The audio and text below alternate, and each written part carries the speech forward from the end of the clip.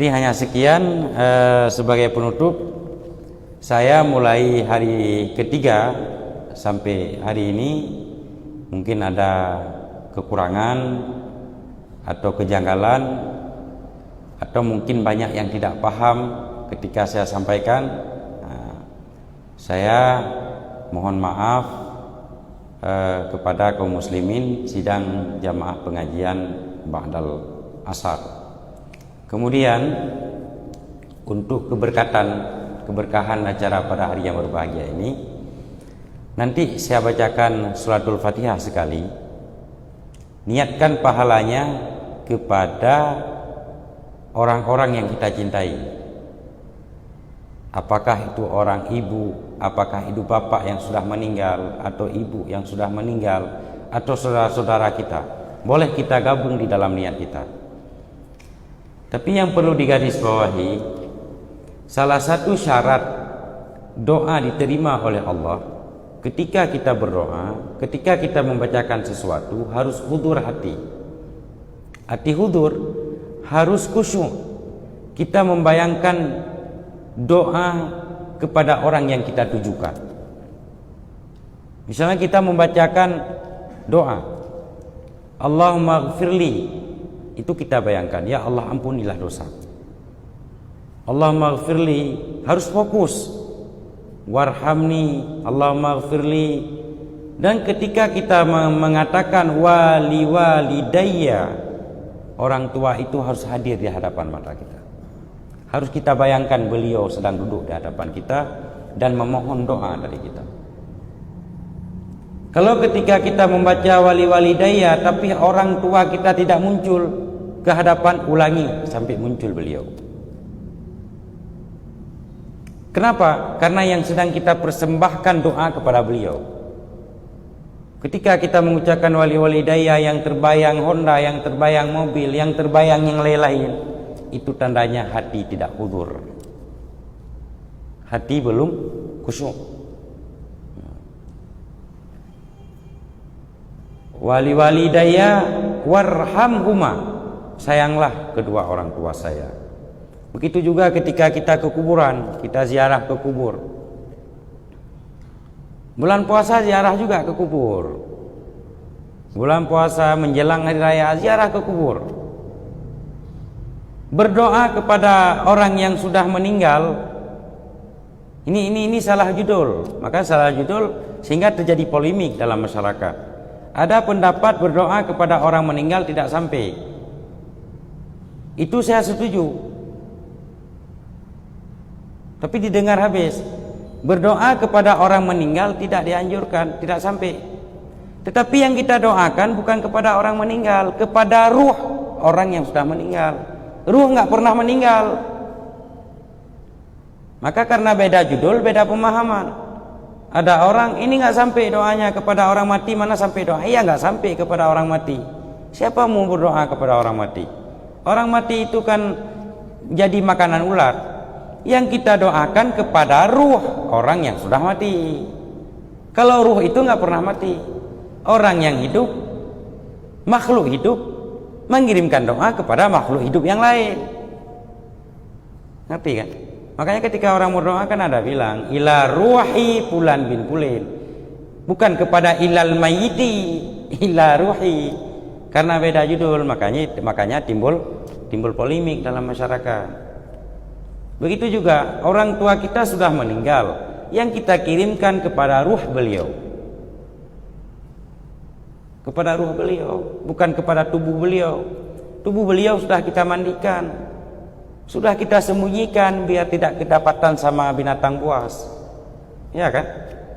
Kenapa kubur ada perbedaan kedalaman kubur perempuan dengan kubur laki-laki? Kenapa ada perbedaannya? Kenapa? Karena kubur perempuan itu lebih busuk. Maka untuk menghindari tidak tercium oleh binatang-binatang pemakai bangkai, harus lebih dalam. Ini memangnya. Tapi kita bukan menghormati tubuhnya. Kalau tubuhnya sama, kan sama semua kita punya tubuh, nggak ada yang beda. Ada seorang ulama besar, apakah beliau nggak ada telinga?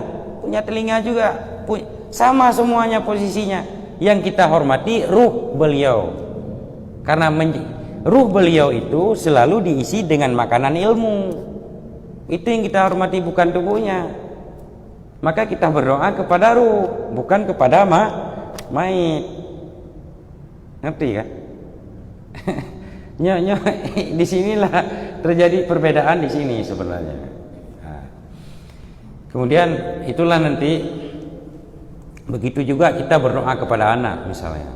Itu bayangkan anak-anak berdoa kepada istri. Istri kita terlalu bandel misalnya. A yang kita sampaikan, B yang masuk ke telinga dia karena dia punya banyak telinga misalnya. Ada telinga-telinga lain lagi. Nah, misalnya kan, ketika kita berdoa bangun malam, ini lain yang saya sampaikan lain, bukan lagi Pak Musafir.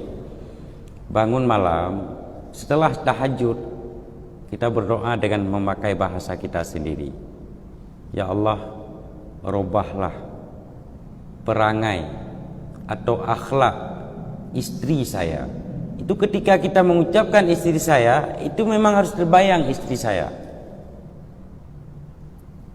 Robahlah perangai istri saya. Kalau memang doa yang kita rasakan itu penting bagi kita, ulang-ulangi sampai 3 kali. Yang kita rasakan penting bagi kita. Misalnya bos kita meninggal, kita melihat ini ada potensi terjadi pertengkaran di kemudian hari. Orang tua kita meninggal, kita melihat ada potensi anak-anak ini akan bertengkar misalnya. Maka selalu ketika kita ke kubur beliau atau ketika kita mendoakan beliau, kita membaca Allahumma la tahrimna ajrahu. Hu itu artinya beliau. Bayangkan beliau ketika kita mengucapkan hu. Ya Allah, jangan engkau halangi doa salat jenazah kepada beliau. Allahumma la tahrimna ajrahu wa la taftinna ba'dahu. Ya Allah, janganlah engkau jadikan kami bertengkar setelah beliau tidak ada. Itu penting atau tidak? Penting kan? Penting. Itu ulang-ulangi. Wala taftinna, sambil kita menghayati. Wala taftinna ba'dahu. Wala taftinna ba'dahu. Baru kita lanjutkan waghfir lana walahu. Ini kadang-kadang ketika ada doa penting yang dibacakan oleh imam, di doa penting di situ kita tertidur. Penting. Amin. Amin. Tapi yang enggak penting tadi, alhamdulillahirabbil alamin. Amin. Wassalatu wassalamu amin. Itu padahal belum masuk dalam doa yang itu mukaddimah doa. Alhamdulillah dengan salawat itu mukaddimah doa. Belum masuk dalam doa. Ketika doanya sudah penting, atau katuapi dengan doa ya boleh, dengan doa. Pegah ke dia dengan doa. Dia enggak sempat lagi berdoa. Karena sudah lagi karena kali pegah dengan doa. Itu tandanya enggak penting. Maka ini ketika saya membacakan sebagai penutup untuk keberkahan dan ketika saya membacakan Al-Fatihah, itu niatkan pahalanya kepada masing-masing orang yang kita cintai. Bayangkan beliau, kalau ayah, ibu sudah meninggal, abang sudah meninggal, posisikan beliau berada di hadapan kita. Kemudian ketika kita membaca surah Al-Fatihah, dalam hati niat, ya Allah sampaikan kepada orang ini, sampaikan kepada orang ini.